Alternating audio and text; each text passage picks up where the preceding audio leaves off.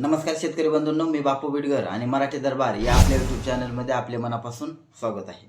तर बघा, कर्जमाफी हा विषय अत्यंत कळीचा मुद्दा ठरलेला आहे।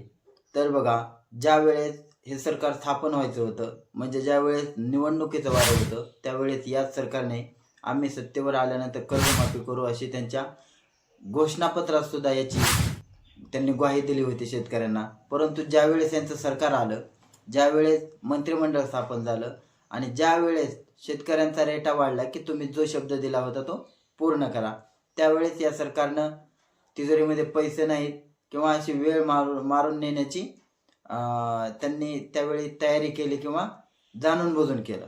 आता तर बघा, या ठिकाणी कर्जमाफीसाठी आताच माननीय माजी आमदार बच्चू कडू यांनी मोठं आंदोलन केलं होतं। त्या आंदोलनाने अतिशय म्हणजे उग्र रूप धारण करायला लागलं होतं। त्याच्यामुळे ज्यावेळेस हे सरकारच्या लक्षात आलं, त्यावेळेस सरकारने 2 पावलं मागे त्यावर समिती नेमून अशा प्रकारे वेळ मारून नेली।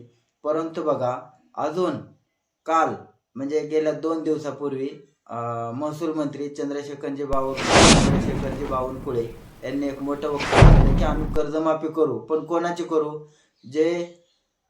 ज्यांनी शेतीवर कर्ज घेऊन फॉर्च्युनर घेतली, ज्यांनी शेतीवर कर्ज घेऊन BMW घेतली, ज्यांनी शेतीवर कर्ज काढून मोठमोठ्या गाड्या घेतल्या, फार्म हाऊस बांधले, तर अशा श्रीमंत शेतकऱ्यांची कर्जमाफी होणार नाही। जे गरजू आहेत, जे गरीब आहेत, ज्यांना खरंच कर्जमाफीची गरज आहे, अशा प्रत्येक शेतकऱ्याला कर्जमाफीचा लाभ भेटणार आहे। त्याच्यामुळे बघा, आम्ही शेतकरीची जी कर्जमाफी आहे ती नक्की करू असा शब्द सुद्धा त्यांनी परत एकदा दिलेला आहे। त्याच्यामुळे बघा, नेमकं याचं स्वरूप कसं असेल, नेमकं याचा म्हणजे अटी काय असतील, नियम काय असतील, यावर काही काम चालू आहे का, हे सुद्धा शेतकऱ्यांना प्रश्न पडतो।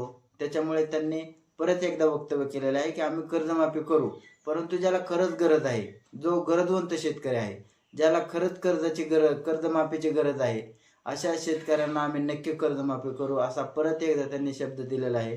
पण त्याची वेळ असेल, त्याची तारीख असेल, त्याचं ठिकाण असेल घोषित करायचं, ते त्यांनी सांगितलेलं नाही। आत्ता बघा, आत्ता सोमवारपासून अधिवेशन चालू होतं। या अधिवेशनात याचा प्रश्न मार्गी लागतो का हे सुद्धा पाहणं तेवढंच गरजेचं आहे। त्याच्यामुळे बघा, शेवटी कर्जमाफी झाली पाहिजे असं बऱ्याच शेतकऱ्यांना वाटतं, म्हणजे सर्वच शेतकऱ्यांना वाटतं, कारण त्या प्रकारचा शब्द सरकारने दिलेला होता। याची वेळ नेमकी कधी येते आणि याचं म्हणजे घोषित नेमकं हे कधी होतंय आता हे सरकारलाच माहिती। त्याच्यामुळे या अधिवेशनात तरी हा मार्ग निघतो का, याकडे शेतकरी परत एकदा लक्ष लावून आहेत। त्यामुळे याविषयी जर काही नवीन अपडेट आली तर ते आम्ही तुमच्यापर्यंत नक्की पोहोचू। तुर्तास धन्यवाद।